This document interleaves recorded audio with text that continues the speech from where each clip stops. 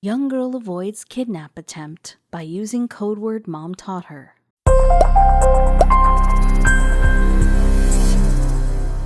Every parent worries about their child. As your child grows up and starts to walk to school on their own, there are specific rules that need to be taught. Stranger danger is one of the biggest ones. Lots of children tend to be trusting, and when a stranger who appears kind offers them a ride home, it might seem completely innocent. That's why parents have to ingrain in their kids that they should always say no to anything from a stranger, no matter how kind they appear to be. For one little girl, she remembered this rule, and that is what prevented her from being caught in a bad situation. The little girl who knew something fishy was up was none other than Madison Rains. She was used to her older brother coming to get her when she finished school for the day. Normally, she would head out of the front doors of the building and then wait on the curb until he pulled up. Her parents would leave a message with the teacher if one of them was collecting her. That day, though, she had received no message, and her brother was nowhere to be seen. With school out for the day and no ride in sight, Madison decided to go for a walk with her friends. It was not unusual for them to head to the park and play for a few minutes while they waited. As Madison went over the swings, she noticed a truck in the distance. It seemed as if the driver was waiting for someone. When the driver saw Madison look up, the man at the wheel began beckoning her to come towards the vehicle. She did not recognize him, but he seemed to recognize her, which was strange.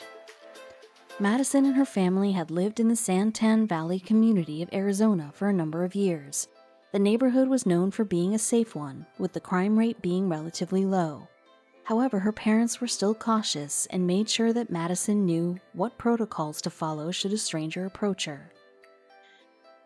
At the tender age of 10, Madison was starting to grow into herself and became more involved in school. Her parents were never that concerned with strangers approaching her in a neighborhood known to have a strong sense of community and safety.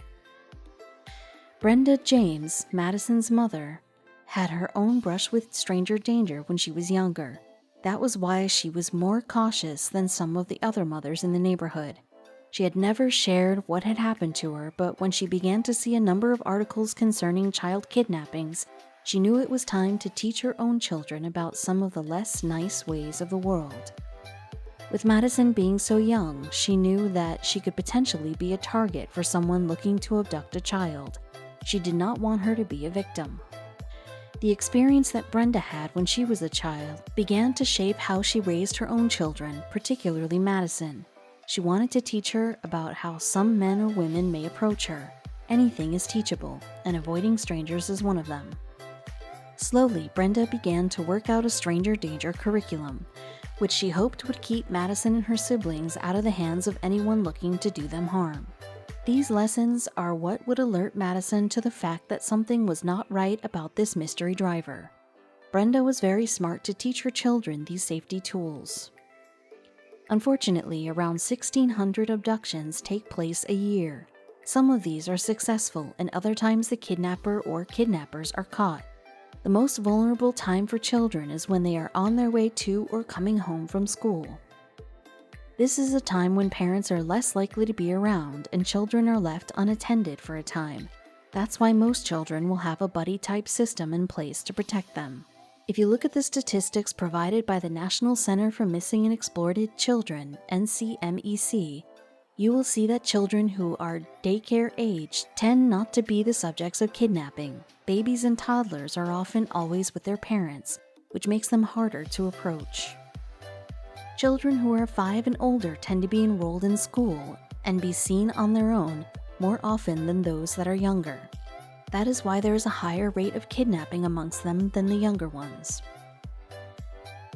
If you are a parent or have younger siblings, you may want to educate yourself regarding scenarios in which children are kidnapped. Most of the time, these are easily preventable. Children must always be accompanied to and from school with an adult. They must never play alone in public areas like parks, and parents or a responsible adult should know where their children are at all times. Children must also be taught always to be wary of strangers. There are certain scenarios that potential kidnappers will use to try and lure children to them. Teaching children what these are is very important, as it will help them to identify potentially dangerous situations. This is what Brenda decided to do with her own children. She read up on some of the most common ploys and began to teach Madison and her siblings what to watch out for if she was not around. One of the most common lures a predator will use is the name lure. Usually a predator will have watched their chosen child for a number of days, weeks, or even months. They learn the child's schedule, along with their name and likes and dislikes. This allows them to act like they know the child and establish a facade of trust. Children are more likely to trust someone if they think that they might know them in some way. This lure, called the help lure, is slightly less common, but it also plays to a child's sense of what is right and wrong. A potential kidnapper will appear to be in distress and will look to the child they want to kidnap for help. Most children are always taught to help those in need, even if it is a stranger. That is why children need to be sensitized to the fact that adults may not require help, and asking a child when there are adults around is abnormal behavior. Another ploy that some kidnappers will employ is the gift lure. This one is quite different than the other two. Essentially, the kidnapper will offer the child they want to lure something that will make them happy, such as candy, toys, or another applicable gift. They don't give them the gift right away though, and the child first has to follow them to an unknown location or waiting vehicle where they will then be alone. The final ploy that potential kidnappers will use is the emergency lure. This is the one that Madison's kidnapper tried to use on her, and it may have worked if Brenda had not done such a good job with teaching her about these. The emergency lure has the kidnapper telling the child that something has happened to a family member and they have been sent to collect them and bring them to the hospital or care facility. The man behind the wheel of the truck that wanted to kidnap Madison decided to use the emergency lure on her. He began to tell her that a horrible accident had befallen her brother, which was why he was unable to pick her up from school that day. The only problem was that Madison was aware of this ploy and knew to ask some pointed questions about what had happened to her brother. This stumped the kidnapper. Before Madison was approached by this man, Brenda had gone over every possible lure she had heard of with her children. They had done role plays in which Brenda would use some of the lines that predators could use as lures. These lines taught Madison what to listen for when strangers would talk to her. Sometimes it was just the parents of her classmates who she did not know, but in this instance, it was definitely a predator. When Madison walked over to the stranger's truck, all of her friends watched from a distance. As he told her about her brother, her mind began worrying. It was odd that her parents would not communicate with her if this was true. What was also strange was the fact that this stranger would not allow her to see his full face.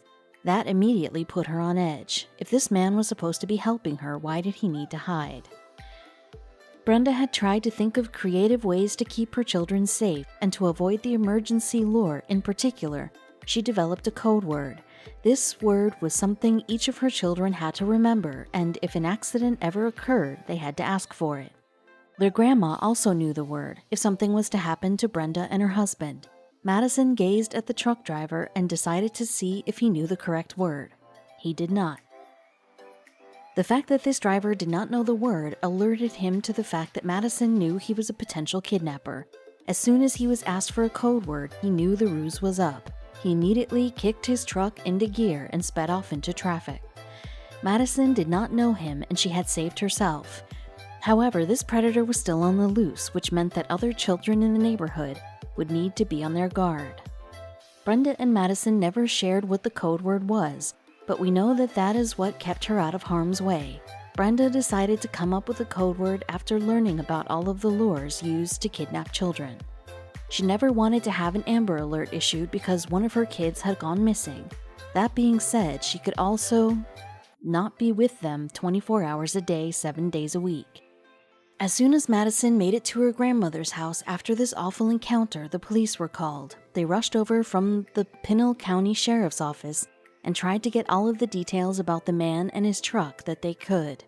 Madison relayed everything she had noticed, and a police bulletin was put out. There was also a Facebook post regarding the incident, which caught many parents' attention and made them think about their own code words. The police commended Brenda on creating a code word and encouraged other parents to do the same. Most children are too innocent to realize that a predator might be trying to kidnap them.